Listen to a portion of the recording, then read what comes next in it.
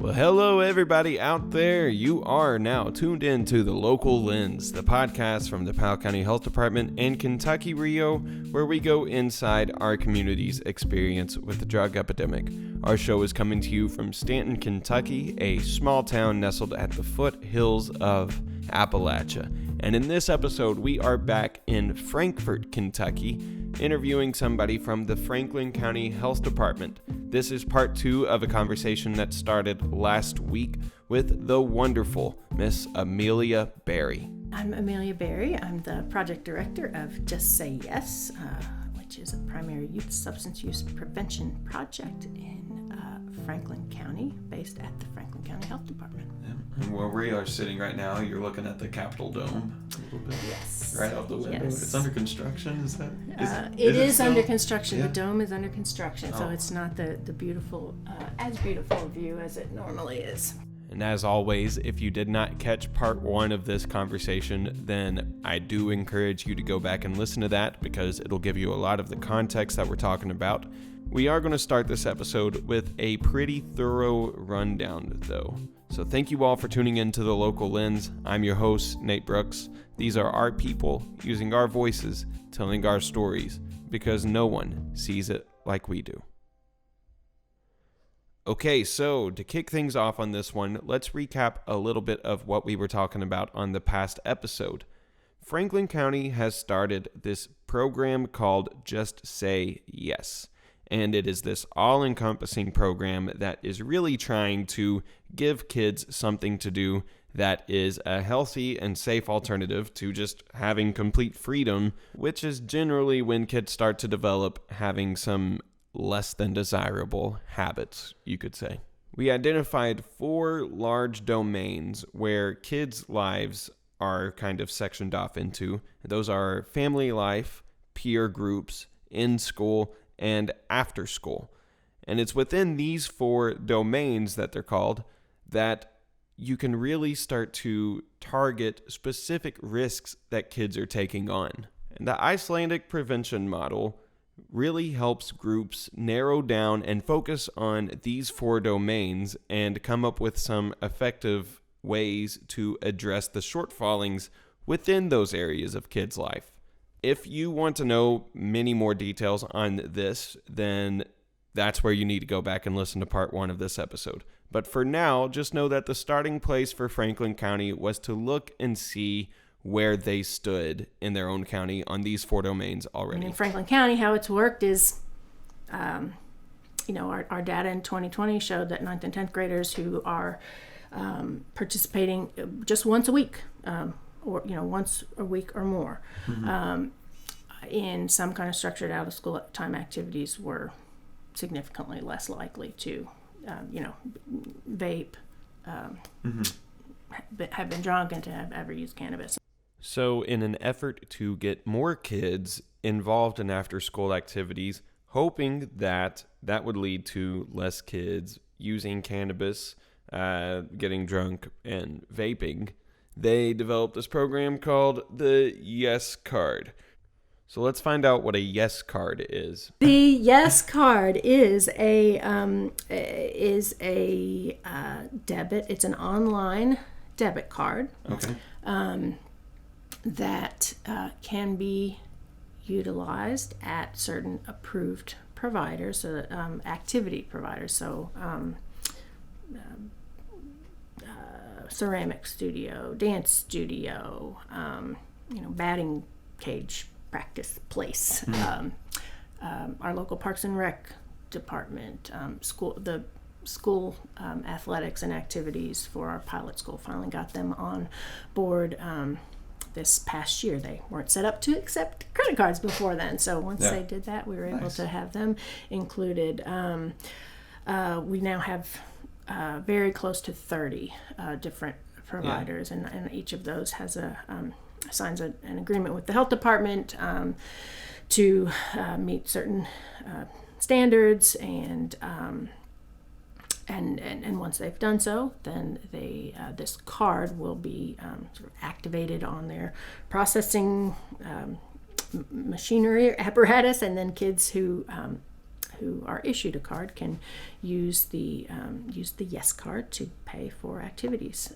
Okay. And the Yes card is currently funded entirely through the CDC Overdose Data to Action grant from. So we're a mini grantee like Powell County from KIPRIC. So KIPRIC, the Kentucky Injury Prevention Research Center, is a subset of the University of Kentucky. And this money that is funding the Just Say Yes program is coming from the CDC, the Center for Disease Control, which is a federal program. So essentially what's happening with this program is the government is giving vouchers that are getting spent on these local businesses that are dedicated to just kids' activities. And it's that detail that we are really going to be focusing on today. But real quick, let's look and see how the program has turned out to work so far in Franklin County. A year later, what we were able to do is look at the school where we did that intervention, compare the same data point, how often are you participating, to the other schools, and then the same thing. Share. Look. This is how we worked on this, and the results. The pilot school where we did the Yes card, the weekly participation in arts. So that's art, music, drama, dance, increased 80% at the pilot school.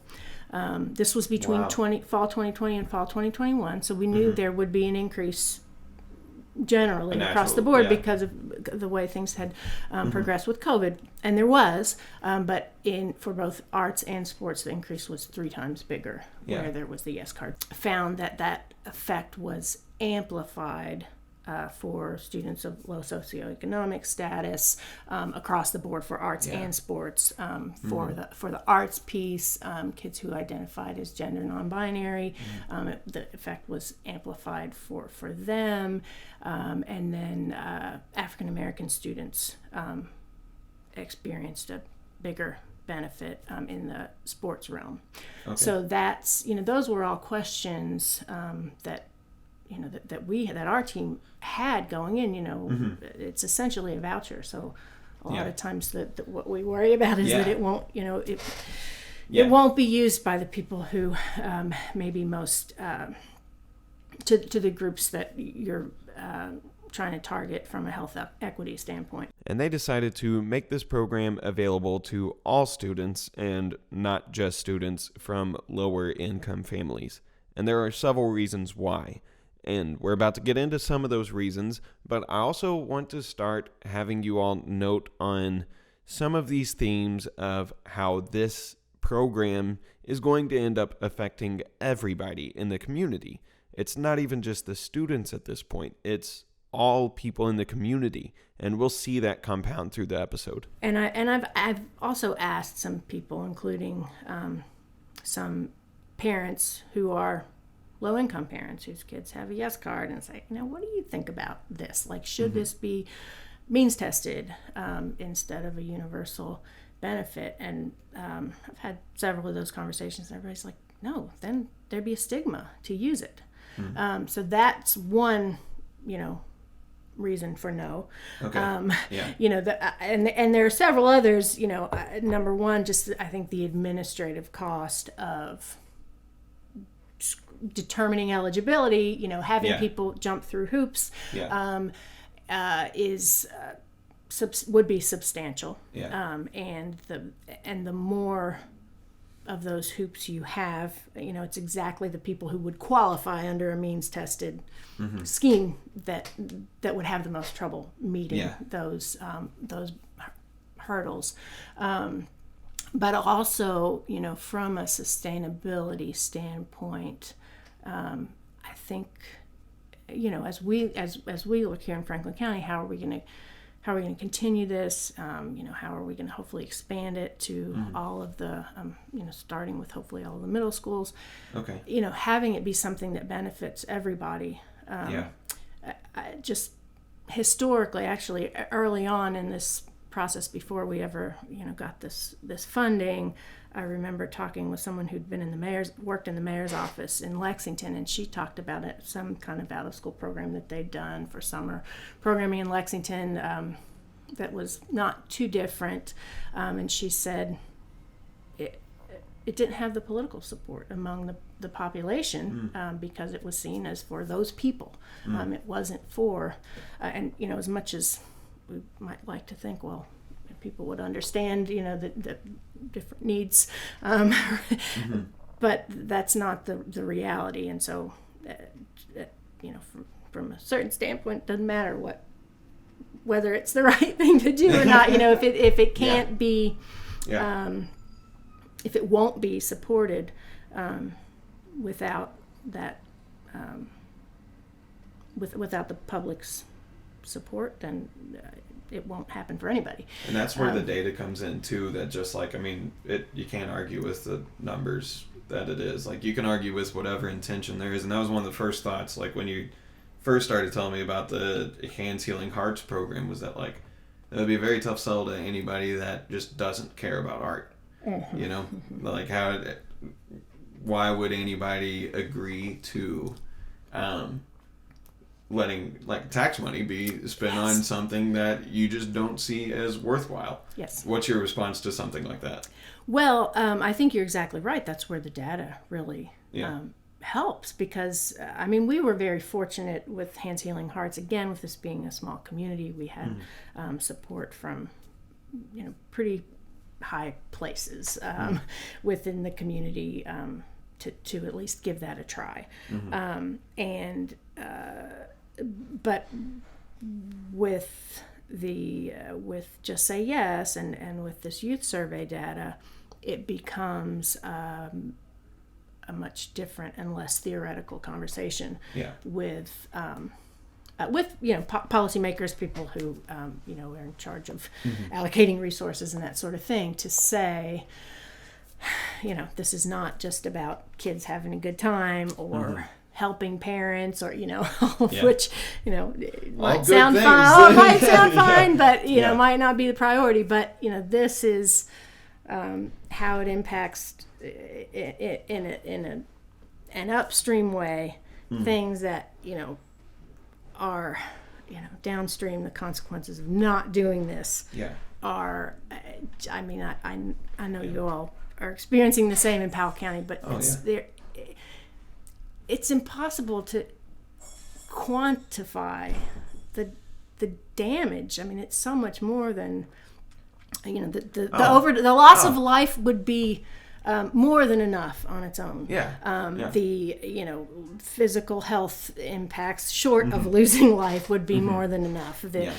But everything from the children growing up without their parents, to the strain on 90 plus percent of our local criminal cases are either drug cases or they're directly related to drugs. So the strain on every public system, I served on the school board, the strain on our schools, and how that affects not just the kids who are directly impacted, but everybody else. And because and in a sense, then you not only are not doing those things, but you're sort of you're in an unvirtuous cycle where you're more likely to cycle. The problem is more likely to actually get worse because you have less capacity, fewer resources to invest in basic, quality of life, which is another part of the beautiful thing, particularly about the after-school programming piece of this, is there are lots of other reasons that that it's a good idea, that someone might support it. And pretty much everything we've heard so far in this episode was included at the end of the previous episode, but this part of the conversation is really what frames up the rest of how we need to be looking at the Just Say Yes program and all the effects that are going to be coming from it. So I apologize for the long recap, but I think you'll see what I mean, and that it's necessary to have all of that freshly in mind when we start looking at the rest of this picture. So from here on out, we've got nothing but new, unheard material for you all. Let's go in and get into it. The yes cards. Yes. So that is a very funny turn on just say no. Yes. Yeah. Yes, that is a very funny. That. Yes. So that's the immediate thought on that. Just say yes, and yes cards. Tell me all about this stuff, like the thinking behind it, what the goal of it is, how it. We'll get into how it works, I'm sure. What are you all doing? Like you're trying to change the culture here. Yeah. And it's looking like you found a way to make it work. Yes, we've had some very good results. And so far, and it's still quickly. Very young, right? It's still very young. Yeah. We've had much better results much more quickly than certainly I expected to see. Mm-hmm. So yes, I mean, starting with the first thing you said, just say yes versus just say no. The just say no approach, which by the way is what Iceland was doing until the late 90s. It's what everybody does. Mm-hmm.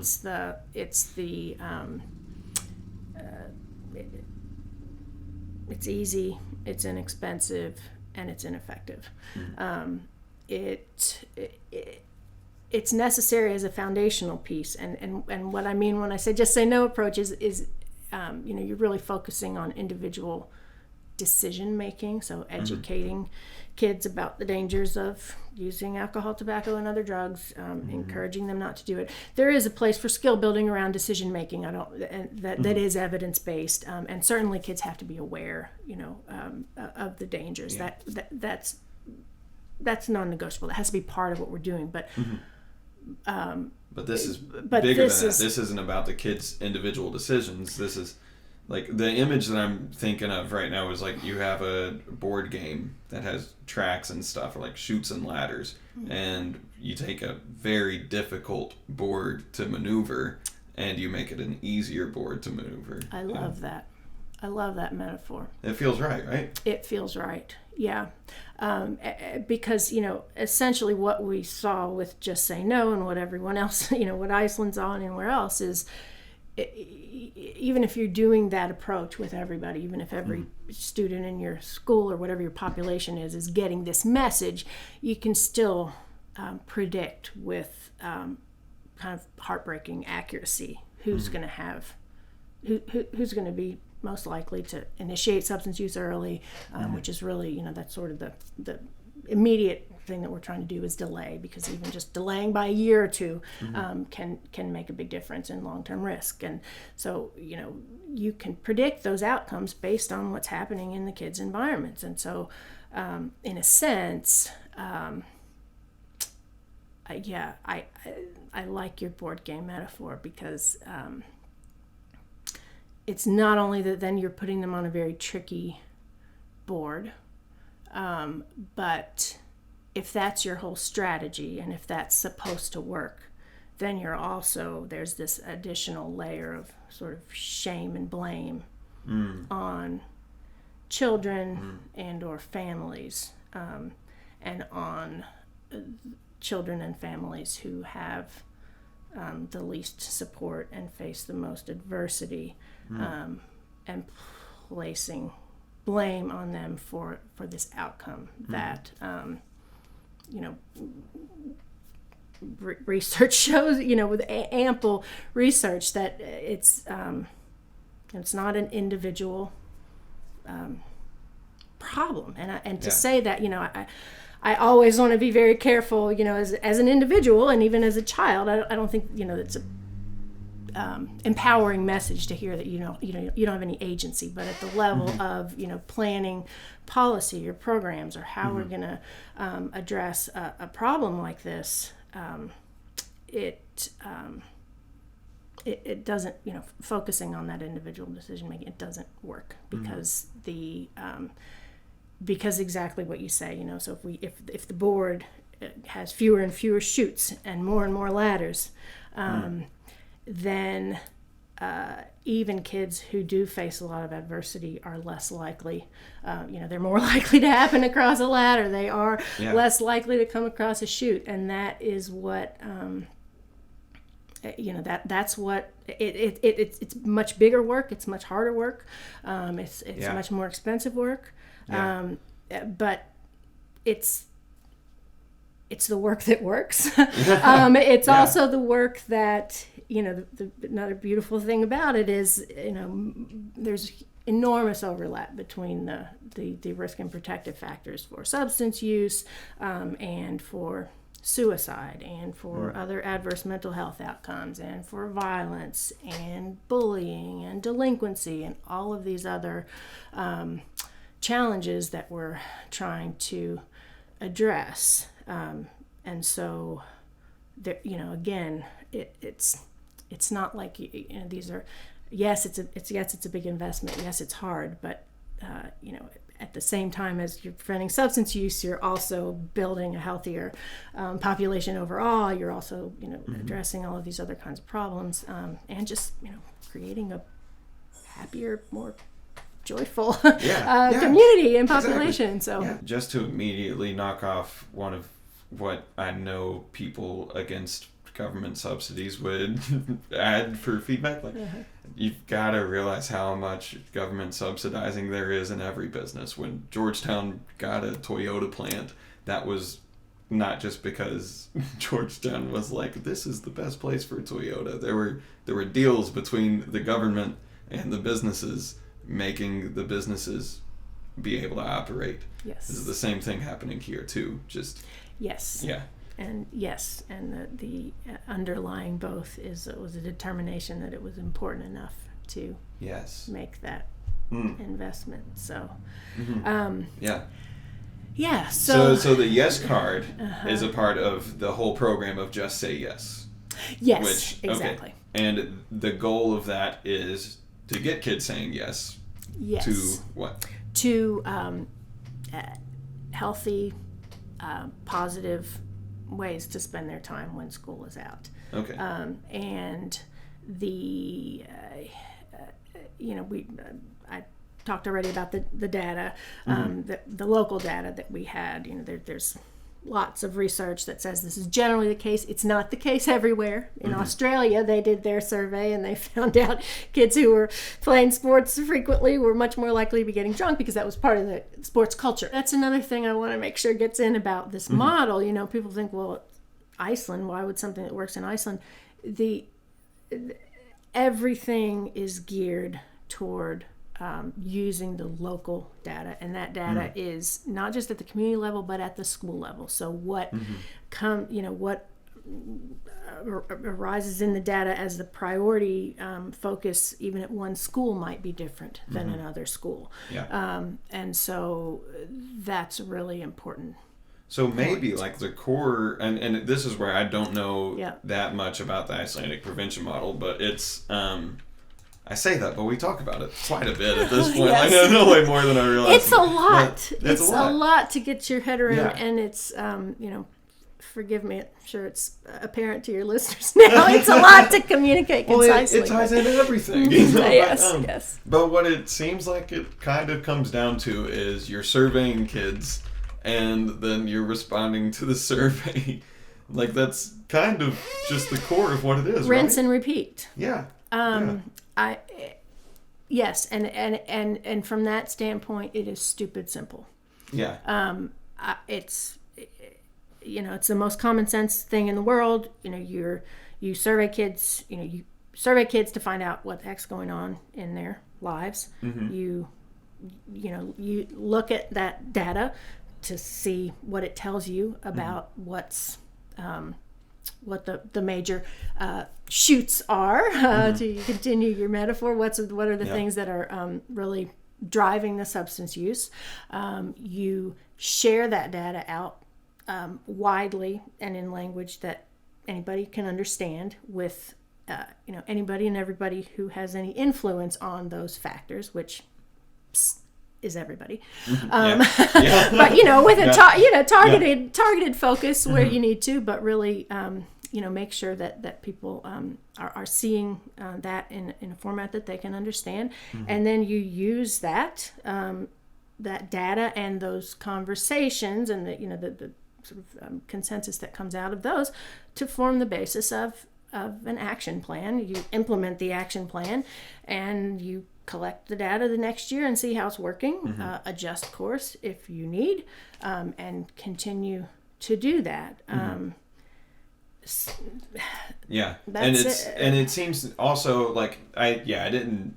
It's definitely not as just the survey. Like the important part is following it up with like government support, public support on like, okay, let's make sure we can address these, and not just be like, oh, kids would do less drugs if they do more ballet. But we don't want to fund ballet. What are we going to do about it? What are we going to do about it? Yeah, fund ballet. Do it. Right. Yeah. Well, and the other part of it that's very, highly localized is the resource piece. So Franklin County actually, we are the first community outside of Iceland, and this model is now being implemented on 5 continents. Yeah. Hundreds of communities, the entire country of Chile is doing it now. Wow. There's an entire state in Mexico that's doing it. But Franklin County is the first community to implement adapt the leisure card is what they called it in Iceland. So this intervention, the Yes card, was directly based on something that they did in Iceland, which was pay, and in their case, they paid every, started in the capital city of Reykjavik, and they paid every family a stipend yearly to cover kids' participation because of this, the findings that it would reduce substance use, which at their time, you talked about what they had the streets of Reykjavik were full of drunk teenagers at 3 a.m. They have certain seasons it doesn't ever get fully dark, and so there are pictures of kids jam packed into the street, puking into the ocean, and they had a real problem on their hands, and this was a way to a data-based way to address it. And so they started with a small amount for everybody, and then they have gradually increased it over that time, and it was a big part of the success that they had. So but Franklin County is the first community to try that. This mini grant allowed us the opportunity to do it on a very small scale. It was 300 kids was the original proposal. We've been able to cover more than it. We're now up to about 500 just because of anything that's not spent one year rolls over, and so we've been able to fund more students. Congratulations, that's awesome. Yeah. So now, we do have, we'll have another round of data coming out in the spring. So that will be our next sort of checkpoint, which will be really exciting to see where we are, both in terms of continuing to increase participation. So that's been the metric that we're looking at. How nervous were you leading up to the first round of data coming out? I wasn't nervous because I had very low expectations. That, we had been in the pandemic.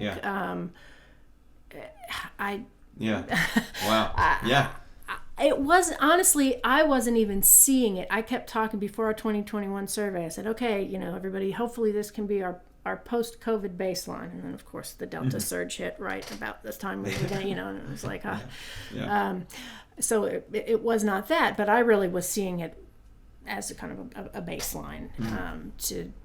That was kind of my mind. It will be interesting to see what's changed now that kids are in person. The first time we surveyed, everything was shut down. I remember that Zoom call specifically too, like Utah and UK about we interviewed them all, or did the survey digitally and did not expect anybody response to do it. Rate. Which anybody that's used to surveying people, you don't get that many responses. So, and that's where working with Planet Youth again, because they had done it so many places already, so they were able to give us very specific guidance on how to do that. So this is a big thing I'm curious about too. This is still rooted in kids like being able to choose what they want to do. How does that happen?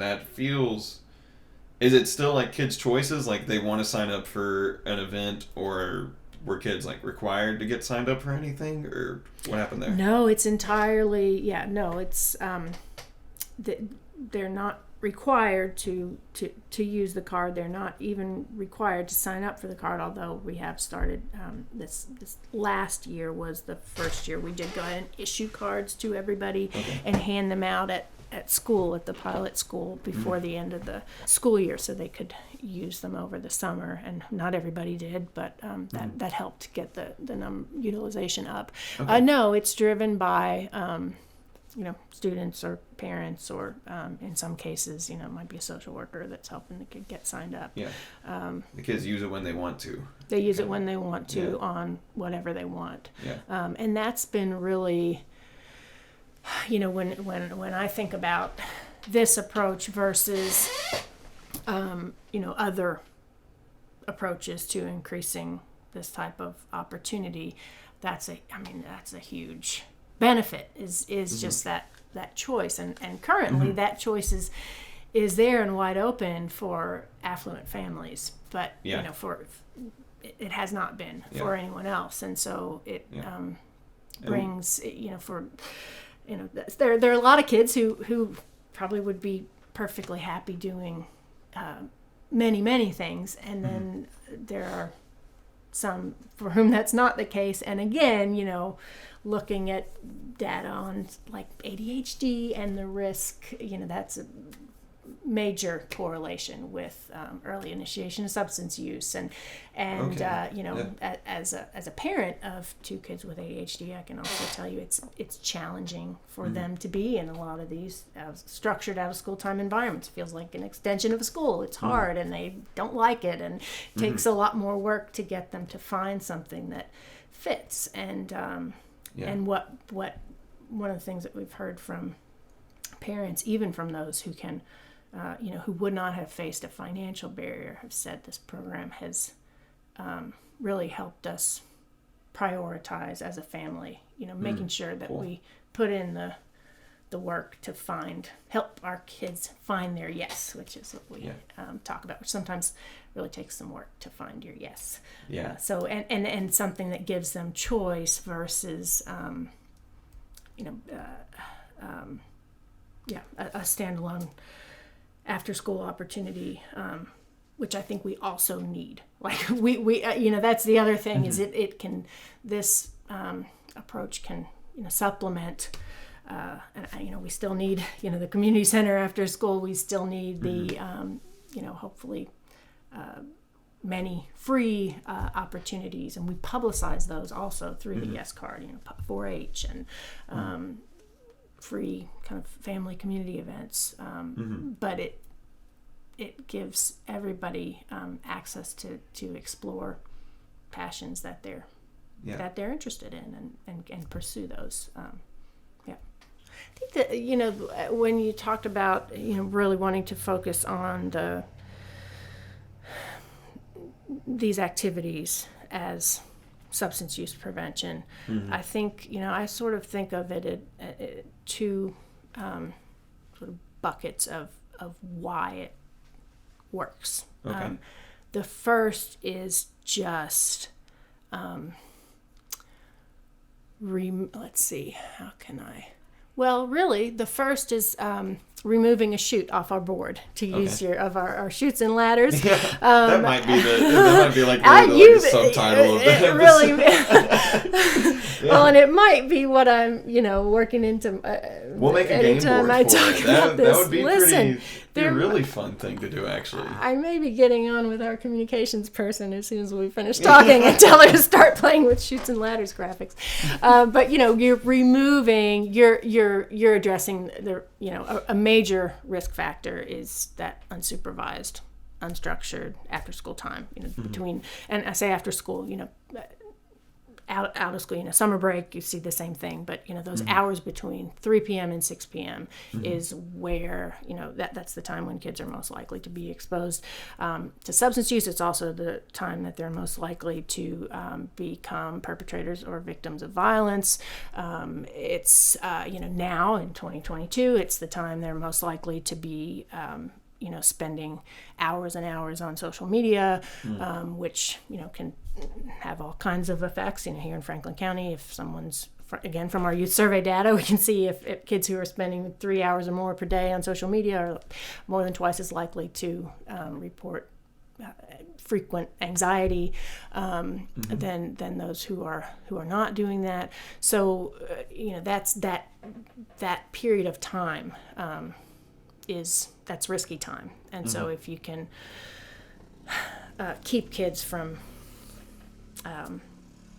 experiencing those adverse conditions and events, that's one reason that it works. And then the other reason that it works is sort of the just all the positive and protective factors that can be built into that environment, and that's everything from access to mentors, adult mentors leading the program, to sort of pro-social socialization with peers, to kind of the direct natural high benefit of doing whatever it is that you're doing, just that feeling of joy and feeling good when you're playing basketball or playing in the band. That's the point of it. Like, that's why we tried so hard to become a rich country, so that we could all do fun things. That's the point. And so we just gotta keep that in mind, I guess. Yes, right? And then if you can, have, then if you can layer on some positive, some pride in that, and putting that on display at a ball game or a performance or an art exhibit, and the positive feedback that comes with that, and the sense of self-mastery, being able to become better at something.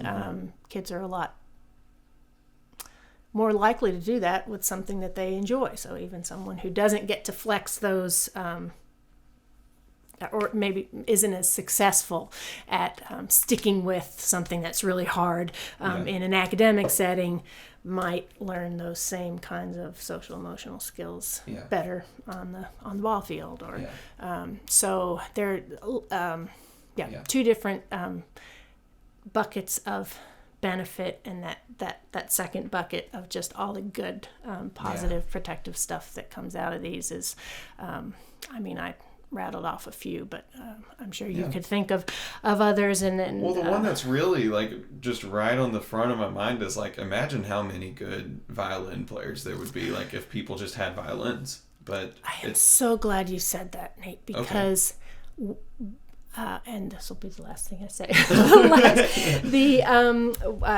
I've had an opportunity to go twice to Iceland. Once was in early March 2020 to their conference there, and while there, so this was before we not really a bad last trip started. Made it back just in time.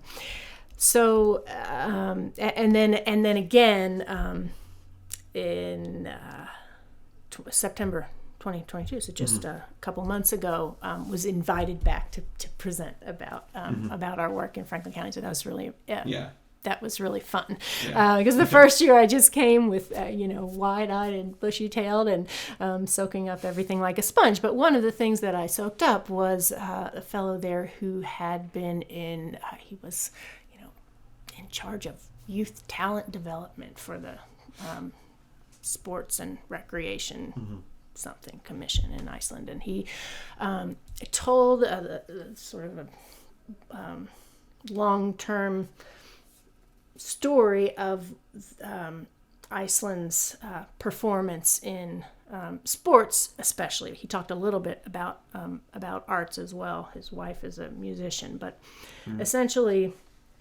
at the big picture level, what Iceland did was go from investing in elite performers, identifying elite performers as early as possible, and investing in them, sort of,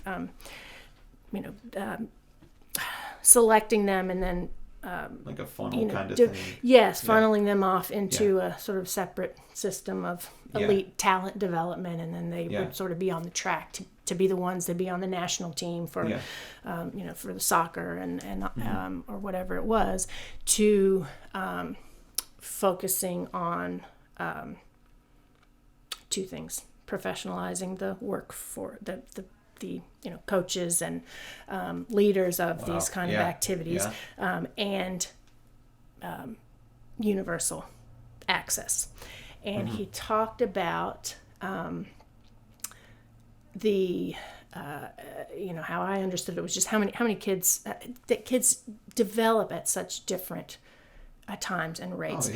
So the sort of end of the story chronologically was that Iceland, since at the tail end of this, what they've done, they've had multiple Grammy winners, so on the music side, and more successful at of course football, soccer is the big sport there, but really across the board in athletics, more successful than they have ever been, and they had huge success at the European Cup, so huge European soccer tournament, and there are 330,000 people in the country, so they're typically not competitive. Well, they are, and I don't know if they won or they were runners up. Anyway, huge deal. And he showed a picture of the they call it under 17 national team. So these were at the 17-year-old age. These were the best of the best in Iceland, and he circled he showed a picture of the championship team, and he circled the ones who were on the national team by the time they were 17, and it was fewer than half of the players. So in other words, between after age 17, more than half of the players had reached that elite level, had come from not being at that level by the time they were 17 to reaching it. And so, considering, looking around at kind of how sports has evolved in this country, and there is more, we've certainly in Franklin County, fewer and fewer opportunities for anyone and everyone to participate in, especially as they get older. And what they have found, and largely I think with the justification that, talent development, that it's if we want to be good, this is what we have to do. And their experience is exactly the opposite.